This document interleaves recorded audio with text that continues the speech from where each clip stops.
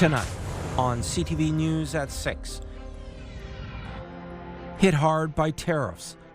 Imagine it was you and Christmas was 25 days old, right? I find it hard to believe that we couldn't have waited at least another month. Algoma Steel is laying off 1,000 workers. The education minister steps in. Bringing in somebody with a fresh set of eyes and can actually follow the proper procedures would be a breath of fresh air. Paul Calandra is taking over the Near North District School Board. And the need is great. If somebody does decide to leave, it does open up a spot for somebody to come in. Officials with the warming center in Sudbury say they need more space. CTV News at 6 with Tony Ryma and Rick Wyman with weather. Good evening. Thanks so much for being with us on this Monday, December 1st. Big news out of Sault Ste. Marie with Algoma Steel announcing today that 1,000 workers will be laid off in the new year. CTV's Corey Nordstrom has the details.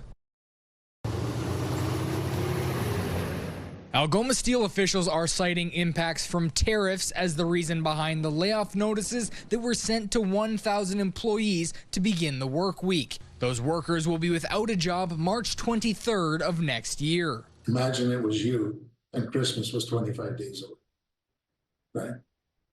I find it hard to believe that we couldn't have waited at least another month. It's very devastating when you live in a community that doesn't have a lot of job opportunities and you're finding out that your job is going to end. In a statement to CTV News, an Algoma Steel spokesperson says, in part, "We fully understand how unsettling this news is for our employees, their family, and the broader Sault Ste. Marie community. We are committed to working closely with federal and provincial partners, union leadership, and community agencies over the coming months to provide resources, support, and transition assistance to all affected employees."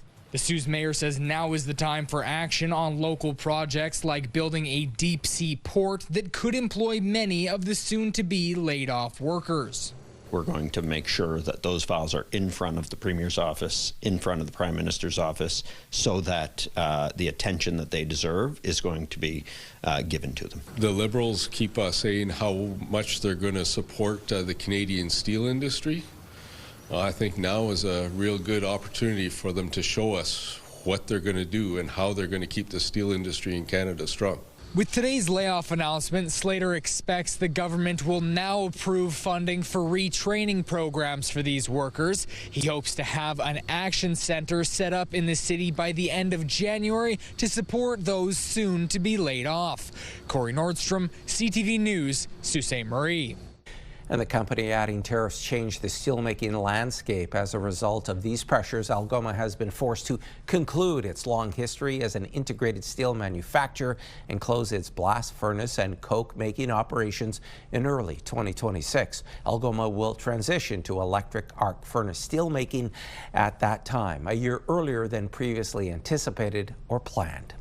And during question period in the House of Commons this afternoon, opposition leader Pierre Poilievre had this to say about the 1,000 job cuts. The Prime Minister looked them in the eye and promised he would protect their jobs, that he would negotiate a win, and I quote, have a deal by July 21st, but it was a bait and switch that is costing people their livelihoods. On top of that, Liberals are hammering this steel mill with a higher industrial carbon tax. Isn't it bad enough that the Prime Minister broke his promise on trade? Why is he going ahead with an industrial carbon tax that will kill even more steel jobs? My team and I have been in contact with Algoma's leadership team. We absolutely have every confidence in the Algoma workers as they're going through this hardship, and we will make sure that we support them as they're developing new products and also accessing new markets. We'll fight for these jobs, Mr. Speaker. Both Poilievre and Joly also expressed their condolences to the 1,000 workers being laid off. In other news, Ontario's Minister of Education is stepping in, and now he's taking over the Near North District School Board. CTV's Eric Tashner has more. Time is up for the Near North District School Board. It's now under control by the province. The mess that this board is in, I just thought I owed it to the people of that community and to take a leadership role. The embattled school board has been making headlines for months.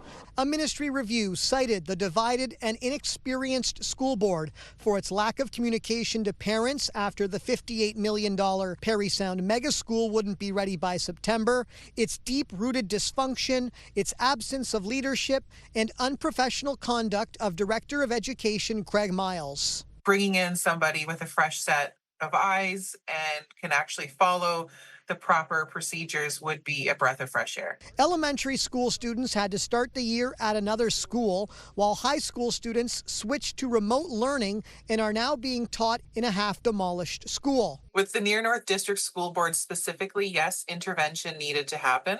The Ministry of Education issued 15 binding directions to the school board, but the board failed to meet 10 of them within the set timelines. Both disappointed and not surprised, if you will. Disappointed in the fact that we had the current trustees and administration were working hard. Calandra will soon announce a new interim director of education. He's also sending in officials with the Halton District School Board to give an impartial progress report on the school build. He's also appointing a professional construction manager to assume responsibility. We're going to get it back on track, and you have my word, we won't let this go until everything is fixed and you have a board that is focused on student achievement. It's a dark day for education in the Near North. Locally elected school board trustees are now dismissed. A soon-to-be-named supervisor will take over in the new year. In the interim, Calandra will oversee the school board. This is a direct assault on local democracy. He wants to take over the school boards across the province. Aspen and Miles were set to appear before Parry Sound Town Council this Thursday to update the public on the construction progress. In light of this new development, that meeting is now cancelled. Eric Tashner, CTV News, North Bay. And NDP leader Mart Stiles saying today the decision to take over the Near North District School Board might have been called for, but still expressed concern about it, saying to reporters today, "I would rather see the government take the role of trustees a little more seriously," adding she would rather see strong local representation than the government stepping in. A major milestone on the weekend for a long-term care facility in North Bay. Officials at Castle Home say 142 residents moved into the new facility yesterday. The building had been under construction for the past 3 years at a cost of $120 million. The new home has more than 260 beds, 16 of which are beds for Indigenous residents, and 8 more are special needs units. Well, it's time for our first check on weather. A little cooler out there. With more on that, here's CTV's Rick Wyman.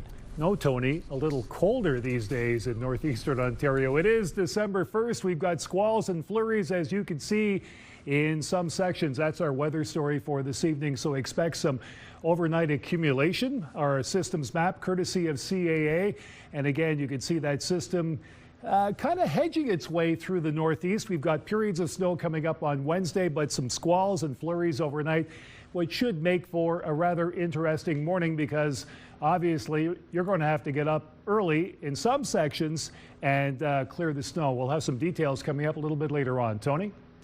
Thanks for that, Rick. Gates are going up, still to come on CTV News at 6. Timmins City Council is shuttering a laneway in the core. And it's a busy place. We take you to a warming center in Sudbury.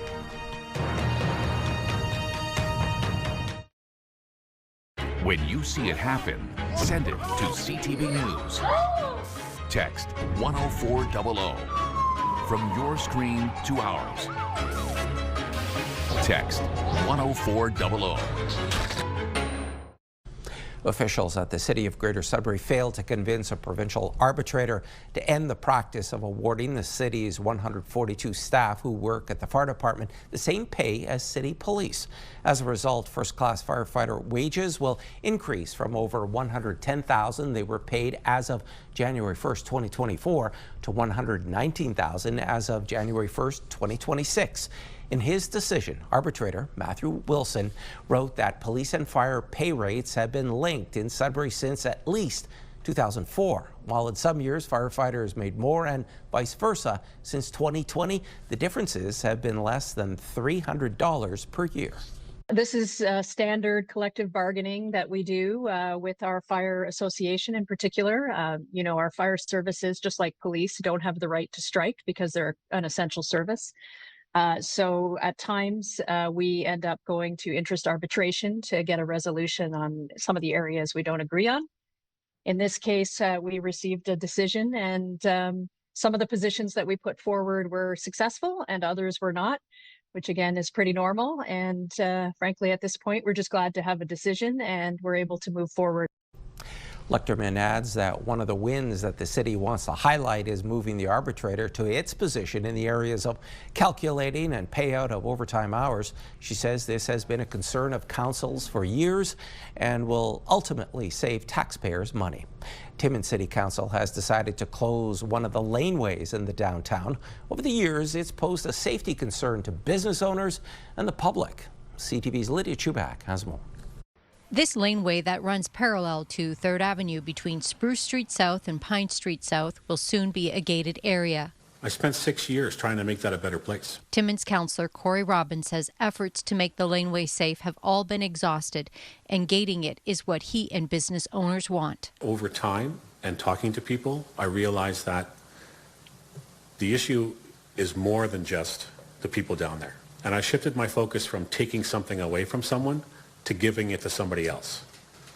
So I can present this opportunity as opposed to saying, I want to deny someone something, which is a kind of a different thing. Councillor Steve Black also agrees with addressing the safety issues that have arisen from this laneway, where illegal drugs have been consumed, fires have been started, and vandalism has frustrated business owners. We've identified that the laneway is being used for things we don't want it to use for, which is putting at risk the residents and businesses, and we have a solution that the majority of the businesses in the area are in favor of at least going down and seeing if it works. At a recent meeting, council voted in favor of closing off the laneway, and a temporary gate will be installed at each entrance until a more permanent solution or proposal is reached.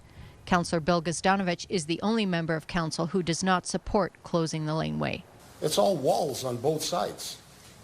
There's about 2 opportunities for what you call so-called business. 2 opportunities that I can see. City staff are now working on the request for proposal process. Respondents will have until the end of March to submit their ideas on how they use the area. And whomever leases a part of the laneway would have to take care of snow cleaning. Once the area is closed, the city would no longer be responsible for snow removal unless there were an emergency. Lydia Chubak, CTV News, Timmins.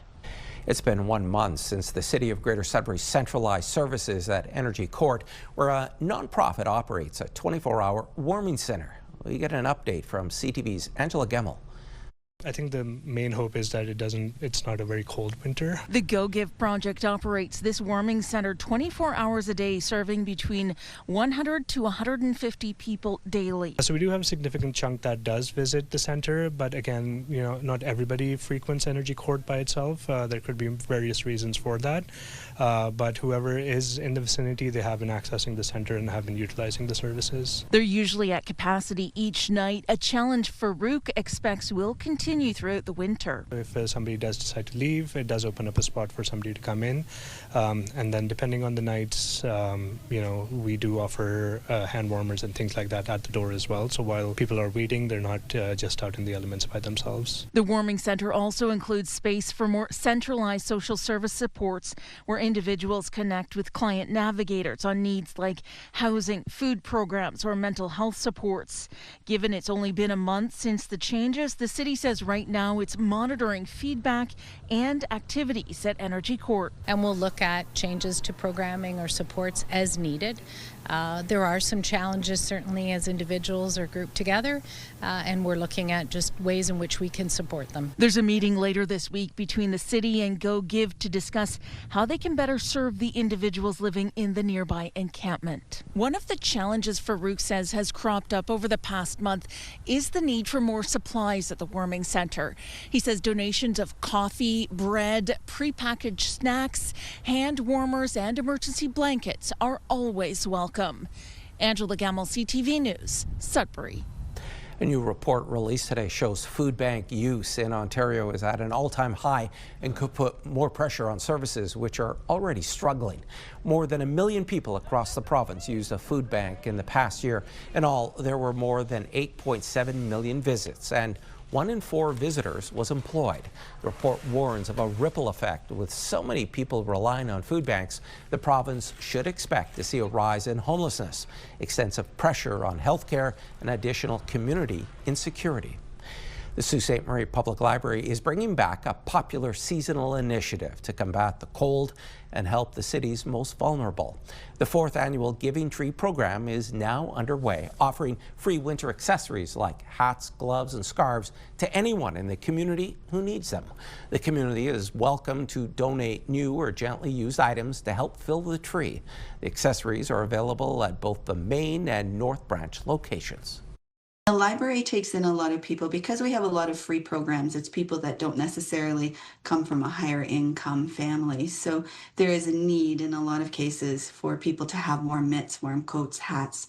So the tree started that you can come and donate whatever you like for the tree. And there's a lot of handmade items, handmade hats and handmade mitts. And some people will donate quite a bit of items. Items that have not been taken by December 30th will be donated to community shelters and local organizations.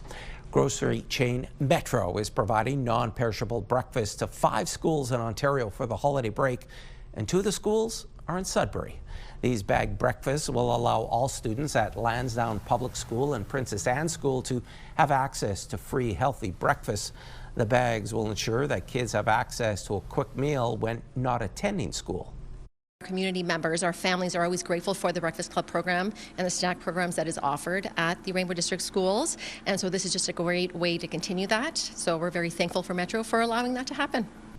Officials at Metro say that 96% of Ontarians believe that every child deserves a little magic, so each kit will also include a surprise. Back now for a check on your current conditions with Rick. Any surprises? No. I was about to say, hey, what's food without a surprise? I mean, you need that surprise, Tony, but no surprises right now. We've got some snow squalls and some flurries in some areas, Wawa, and again, Perry Sound, Sault Ste. Marie area again. So we'll keep an eye on that. Our 7-day forecast coming up. Periods of snow by Wednesday, but we do have some activity overnight, flurries and squalls, like I said, so don't be surprised. How about some current temperatures right now as we take a look at what's happening in northeastern Ontario? Timmins at -14, some light precipitation. Cochrane -16, Moosonee -14, and Kapuskasing -10 as well with precipitation. Chapleau at -15, Wawa -8, and Sault Ste. Marie, clear skies, beautiful night in the Soo at -8 degrees. Perry Sound at -12. How about North Bay? -14, -13 Temiskaming Shores, and Kirkland Lake at -14. Right across the Highway 17 corridor, Greater Sudbury, Espanola, Elliott Lake, and Gore Bay. Nice temperatures for this evening. Your 7-day forecast, Tony, coming up. Thanks, Rick. Changing things up. Next on CTV News at 6. A familiar face is returning to the Mark Carney cabinet in the latest shuffle. And in Nova Scotia, liquor stores began selling their inventory of American booze.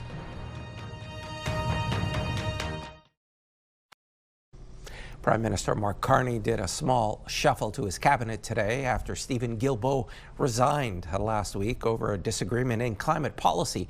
And Carney is bringing back a familiar face from the Trudeau era. CTV's Judy Trin reports.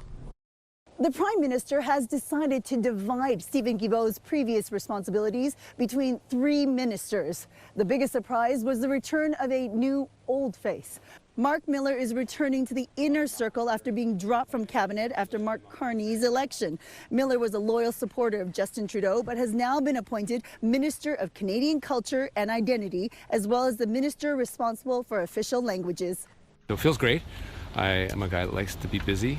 And so, I was a little restless, but it's nice to get the opportunity to keep on doing some amazing work and contributing to Canada, for the reasons that I got into politics, because I love my country.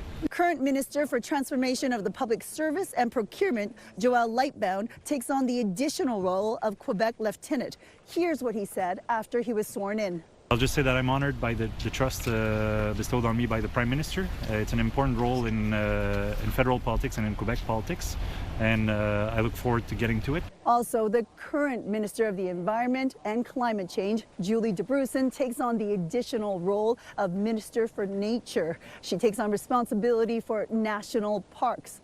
All three ministers involved in this shuffle were first elected in 2015. Judy Trin, CTV News, Ottawa.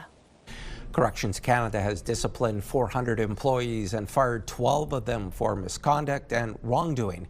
According to a new report, the incidents occurred between April 2024 and March of this year and included sleeping on the job, sexual harassment, and excessive use of force. The reasons for firing 12 workers included bringing contraband inside and engaging in sexual acts at work. The federal agency is responsible for managing adult offenders and supervising offenders under conditional release in the community. The Trump administration is defending its military strikes on suspected Venezuelan drug boats in September, after a report from the Washington Post alleged a follow-up strike was ordered to kill survivors of the initial attack. The strike conducted on September 2nd was conducted in self-defense to protect Americans in vital United States interests. The strike was conducted in international waters and in accordance with the law of armed conflict. And then was the initial order from Secretary Hegseth, everyone be killed, and did that come from President Trump? I saw that quoted in a Washington Post story. I would reject that the Secretary of War ever said that. However, the President has made it quite clear that if narco-terrorists, again, are trafficking illegal drugs towards the United States, he has the authority to kill them. The White House confirmed Trump is meeting with his national security team in the Oval Office about the next steps on Venezuela.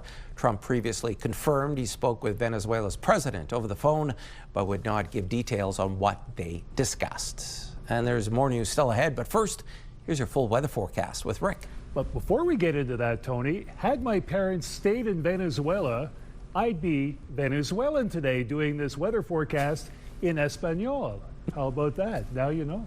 Forecast radar in English. Here we go.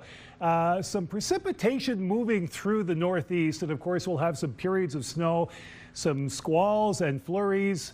You know the drill. Overnight conditions, and it'll get better. Then we've got some sunny breaks coming in, but our overnight conditions right now. How about Sudbury? 5 centimeters of snow. Sault Ste. Marie, 5 to 10. Timmins, a couple of centimeters. Chance of flurries to Temiskaming Shores, and 5 to 10 in North Bay. How about Mooseedi? Chance of flurries, a couple of flurries in Caphurst. Wawa, sorry about this one, 10 to 20 centimeters expected. Gore Bay, 2 to 4. And Parry Sound, flurries and squalls, 10 to 15. Hate to be the bearer of bad news, but I will bring you some good news. Sudbury Nickel Belt, chance of flurries, periods of snow Tuesday, Wednesday, Thursday, sunshine. Friday, chance of flurries. Saturday, the chance of flurries. And Sunday, sunshine, but colder, as Tony was saying. He was saying earlier, kind of cool, but no, it'll get colder by at least mid to perhaps the weekend. Sault Ste. Marie and Algoma, chance of flurries for a couple of days. And again, we continue right through Tuesday, Wednesday, Thursday, Friday, and Saturday. Then some cloud cover Sunday in the Soo, -8. And normally at this time of the year, you should be sitting at 0, but a lot colder by at least the weekend. How about Timmins, Cochrane, Kapuskasing? Chance of flurries for a couple of days. Some sunny skies on Thursday. Chance of flurries again Friday and Saturday. But take a look at these temperatures. -24 Saturday evening, -26 Sunday. Wow. With the sunshine, though, so that high pressure system affecting those temperatures. Temiskaming Shores and Kirkland Lake, chance of flurries for a couple of days. -13 on Thursday with the sunshine. Friday, it warms up, -3, -9 Saturday, -14 on Sunday with sunny skies once again. Let's have a look at what's happening in North Bay and West Nipissing. Flurries for tomorrow, -1. Periods of snow Wednesday, -4, -12 Thursday with that high pressure system. Friday and Saturday, here we go. Chance of flurries, -8 Friday, -7 Saturday. It's warmer then. Then it gets colder. Sunday, sun and cloud, -13. And your overnight lows for a couple of nights, -18 and -16 degrees. So again, your normal this time of the year should be around -1. Big difference, especially on Sunday at -13. I was going to jump out of the picture there for a second. Let's have a look at our pick of the day. I like these dogs. I love these dogs, and I want to show you Rambo and Fanny once again in Chapleau, Carole Valliere. This is a great Christmas, well, anytime winter scene. Dogs frolicking in the snow, regardless of the cold, regardless of the snow. Rambo and Fanny, love you guys. Beautiful stuff. Stick around. Tony has more news after the break.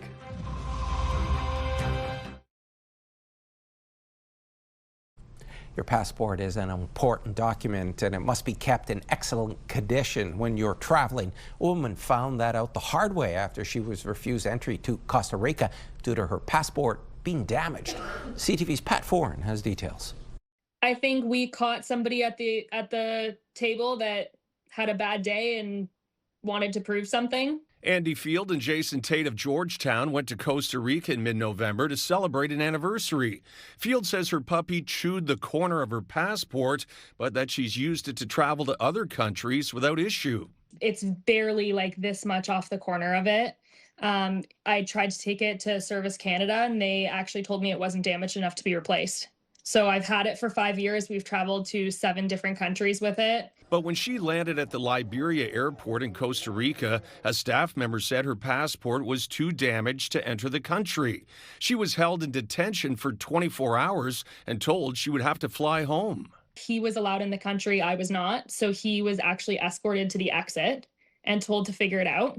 And I was taken into a detention cell. Tate says they tried to stay positive, but the situation escalated quickly. They brick-walled us every single time we tried to talk to them or communicate with them. He ended up staying in a nearby hotel. The couple bought return tickets to Toronto, but then were not allowed to board the plane. They had to buy 2 more tickets the next day. They processed me like a criminal. Like they took all of my information. They asked for my saliva. Rips, tears, water damage, those are all typical things that technically you're not supposed to have. I mean, you might get lucky and someone might not question you, but the problem is you might get unlucky and someone will. Travel expert Lauren Christie says it's better to be safe than sorry and always replace a damaged passport. And don't check it the day of. Check it a couple of weeks ahead of time so you have a chance to rectify the situation if you need to.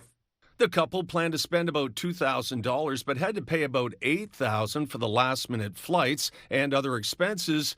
Field plans to get a new passport but won't be heading back to Costa Rica. I feel like I've been stripped of like all of my security and confidence to travel, and now I have zero confidence in traveling anywhere. Pat Foran, CTV News. Nova Scotia liquor stores began restocking shelves today to sell off their inventory of American booze. CTV's Jonathan McInnes reports. The American booze wasn't staying on shelves long. The first Saturday in May is the Kentucky Derby. And with 3 bottles in his bag, Jerry Wombolt is making sure he has some bourbon on hand for the first leg of the Triple Crown. Well, I left this morning to go to the liquor commission that I normally go to, and it was packed when I got there, and that was just a little after 10 o'clock. And the bourbon section, there had to be 10 or 15 people waiting for the bourbons to come out. U.S. wines were also a popular target for shoppers. I do understand they were selling fast. I got the very last bottle of my favorite, McManus Petit Shiraz. The American alcohol on sale today was previously purchased and has been sitting in storage since it was yanked off store shelves back on March 4th. And as of right now, the province doesn't have any plans to buy any more. The profits from the booze sale, expected to be around $4 million, will be given to community food programs like Shabukto Connections. It's going to allow us to continue our food supports along with enhancing our food supports. Executive Director Christina Carter says the organization will be getting $200,000. The timing of the support means programs will continue. Right now we're able to give out 200 produce packs every month, and it provides folks with fresh produce and bread and eggs, and we would have had to cut that back down to maybe 50 a month. According to the NSLC, there were 600,000 bottles in storage. The U.S. alcohol could be delayed in reaching some stores that couldn't keep it on site. Jonathan McInnes, CTV News, Cole Harbour, Nova Scotia. It is cold and flu season in Canada, and cases are spiking in many areas. Health practitioners are bracing for what could be a bad influenza season. CTV's Scott Hurst explains. Influenza is beginning to surge in Canada, with the calendar flipping to a new month and the winter weather settling in. It is a sure sign that cold and flu season is coming along with it. And the numbers are already starting to back that up. According to the latest national surveillance data from Health Canada, cases are trending upwards. Influenza detections topped 2,100 in the past week of reporting, up from fewer than 1,400 the week before, putting the percentage of positive tests up to 8.1%. Now, there have been warnings that this year's flu vaccine may not be as strong of a match compared to previous years.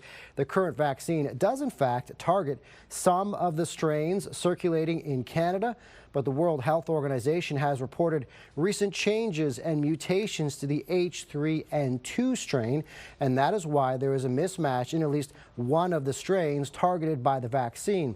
However, the best advice, according to medical experts, is that it can still guard against the development of severe illness. Here's more from Dr. Christopher Labos on the importance of getting the vaccine. Even when the vaccine is not a perfect match for the circulating strains, it does still provide a fairly good degree of protection. Worth remembering that things don't have to be perfect in order to be useful, and the influenza vaccine, even when it's not perfect, is still pretty useful because it's giving you the coverage against 3 of the most likely circulating strains.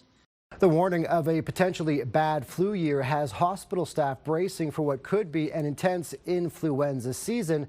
Coupled with cases of RSV and COVID, it could mean a wave of respiratory illnesses that put added strain on an already burdened healthcare system. Scott Hurst, CTV News, Toronto. A day after announcing on social media she had been diagnosed with breast cancer, Ottawa Charge head coach Carla McLeod bravely faced reporters to say she is briefly stepping away from her role to undergo treatment, but will be back behind the bench.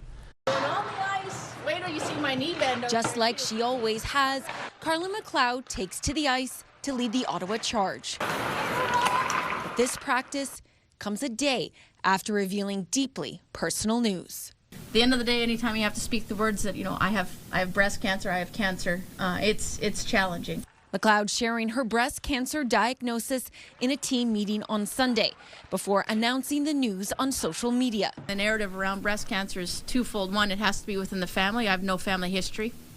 And 2, you have to be over 50. Well, I'm 43. So I think, starting to get the message out that, it doesn't know your age or your family history, it could hit any of us. Obviously, I'm a little biased and love the game of hockey. The game of hockey has been a constant in McLeod's life since a young age. 5-second power play now for Finland. Winning gold twice at the Olympics with Team Canada. This began generations before I started playing. And since the Professional Women's Hockey League began in 2023, leading the Ottawa Charge. They're off to the PWHL final. To the Walter Cup final last season. Now stepping back to take care of her health. Resort back to what sport has taught me. We learned pretty early you can only take control of what you can control. McLeod said she will start her treatment this week, which means she will miss the Charge's next game on Tuesday night versus Minnesota. Assistant coach Haley Irvin will stand in her place during her absence. The human aspect of that, we're not robots here. It's hard news to handle, and I think we just lean on each other on the good days and the bad days. At the end of practice, Emily Clark taking an extra moment with her coach. Yeah, you don't think it's gonna hit that close to home, but it's an important conversation to have. Obviously, it's hit the women's hockey world a few times now, and ultimately I know I'll be in great hands, however it is, wherever it is, and the goal is to be back behind the bench as quick as possible and miss as few games as possible, but recognizing I got to make sure I'm healthy. That was Leah LaRocque reporting. They're going to the Olympics. Still ahead on CTV News at 6. Brad Jacobs of Sault Ste. Marie and Sudbury's Tracy Fleury are heading to the Winter Games in February.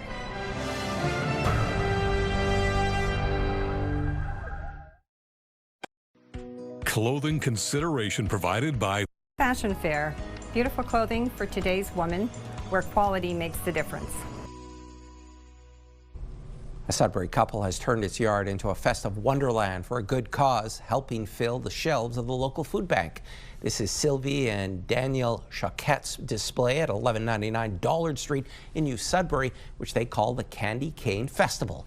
This is the second year they've gone above and beyond to decorate their homes, starting as early as October. They give out hot chocolate and prizes every Friday and Saturday from 6 p.m. to 7 p.m. Cash donations and non-perishable items are welcome in support of the Edgar Burton Food Drive.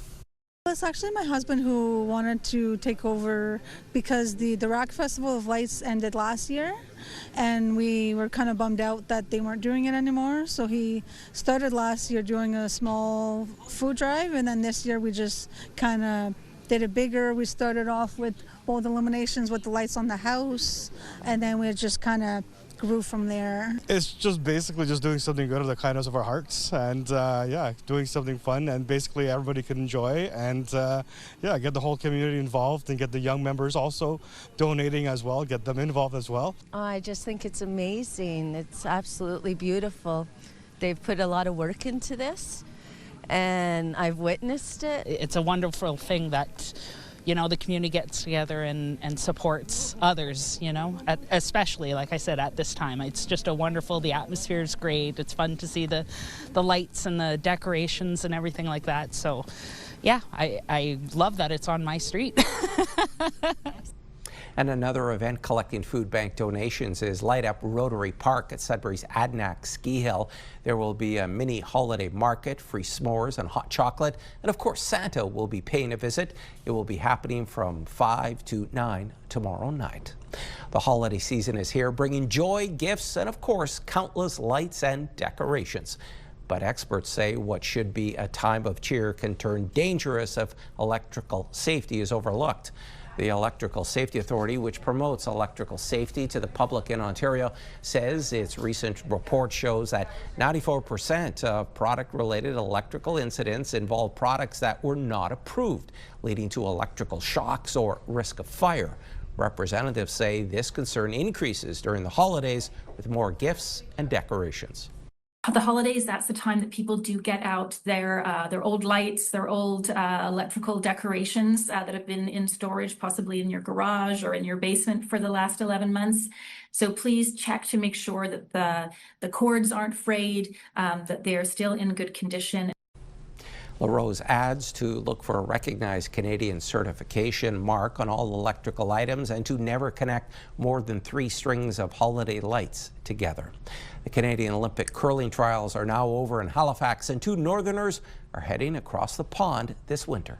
The pin. You need to hit, roll to the pin. How's that? And it's off to Italy. Brad Jacobs of Sault Ste. Marie and his Calgary-based team held off Matt Dunstone's crew 6-5 in a thrilling final on Saturday. Jacobs won the best-of-3 championship 2-0. We have such good systems in place on this team, and our preparation is one of the things that gives us our confidence. It's probably the biggest reason why we were able to win the trials. So we've got a really great system in place to prepare. Won't be doing anything different. Just continue to work hard and try to be healthy. We want to make sure that, you know, physically, mentally, emotionally going into the games, we're checking off all the little boxes. And the hands come out. Rachel Homan will go to Cortina. And Homan with Sudbury's Tracy Fleury playing third defeated Christina Black of Halifax 12-3 Saturday to punch their ticket to the Winter Games. They won the best-of-3 series 2-0. Fleury and squad will begin play February 12th at the Cortina Curling Olympic Stadium. It's time for our weekend wrap-up, starting in the Ontario Hockey League. The North Bay Battalion were on the road this past weekend. Friday night, they dominated the third period to take down the Kingston Frontenacs 4-1. The Sioux Greyhounds also had a fantastic showing in Sarnia, crushing the Sting 6-2. The Sudbury Wolves hosted the Barrie Colts Friday. Kieran Walton would score 2 goals and an assist in the Wolves' 6-3 victory, and Walton would continue to be the playmaker Saturday night against the Brampton Steelheads. Gabe Sherrod, it's swiped off his stick by Walton, and now Kieran Walton down the left side. Walton drags and scores! An overtime game winner for Walton as the Wolves net a 2-1 victory in Brampton. And the Greyhounds spent Saturday night in Flint, Michigan, where the Firebirds downed the Hounds 3-2. Sunday, the winning streaks ended for North Bay and Sudbury. The Troops fall 6-3 to the Ottawa 67s, while the Wolves get blown away by the Guelph Storm 6-2. A week of bad weather has impacted the standings in the NOJHL. The Hearst Lumberjacks plummet from 2nd to 5th as a result of postponed games due to road closures Friday and Saturday. Sudbury holds on to top spot for a second week in a row.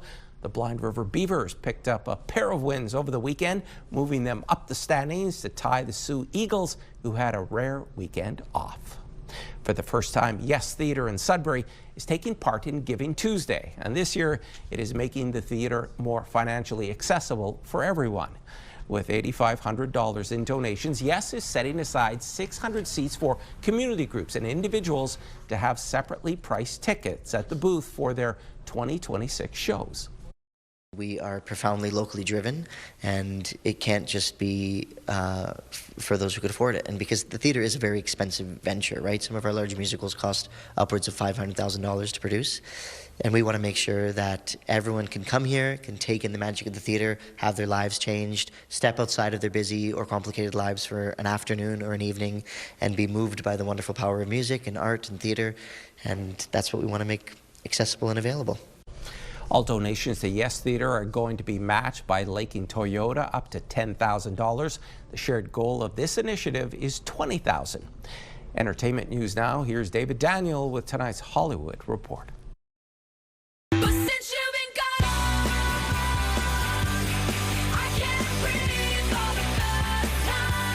For the first time, Kelly Clarkson has joined Spotify's Billions Club.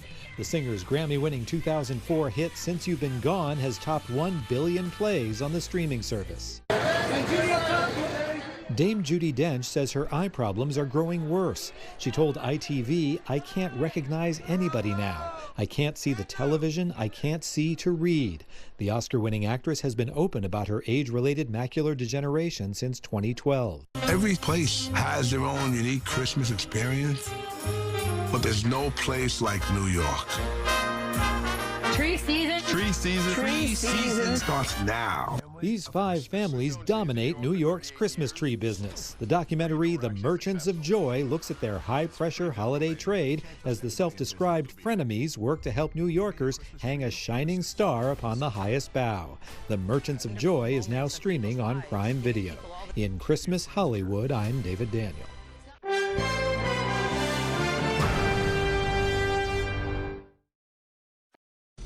With just over 3 weeks until Christmas, shoppers have another chance at some major deals today. This is Cyber Monday as retailers look to lure customers online. Holiday shopping is off to a roaring start in the U.S. New data shows consumers there have spent an estimated $11.8 billion online on Black Friday alone, a 9% increase over last year. Experts say the best deals are on electronics, beauty products, and clothing. Companies have also been using AI chatbots to help shoppers find the right gift. But some are also warning against mindlessly swiping your credit card this season to avoid overspending. It mainly comes down to planning in advance and just setting a budget for total gift spending for all family members. Cooper says people don't feel as nervous using a credit card as they do when using cash, making it easier to overspend.